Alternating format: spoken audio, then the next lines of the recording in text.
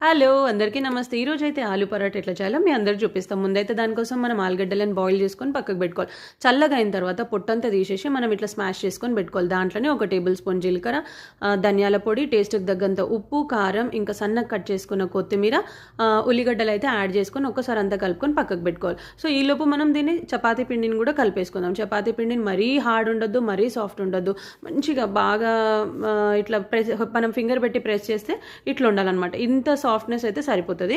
So ఇప్పుడు మనం ఏదైతే ఆలు చేసుకున్నామో దాన్ని మనం కొంచెం చిన్న చపాతీలా చేసుకొని స్టఫ్ చేసుకొని కొన్ని నువ్వులు నేను యాడ్ చేసేసి నువ్వుల మీద ప్రెస్ చేసి పొడి పిండిలో అద్దుకుంటూ మనం చపాతీలాగా రోల్ చేసుకోవాలి. సో అప్పుడు బాగుంటుంది అనమాట. నువ్వులతో టేస్ట్ చాలా బాగుంటుంది. సో రోల్ చేసుకున్న తర్వాత మనం అయితే చపాతీలాగా కాల్చుకోవాలి. దీన్ని బటర్ వేసే కాల్చుకోవాలన్నమాట. బటర్తోనే పరాటాలు అనేటివి టేస్ట్ బాగుంటుంది అనమాట.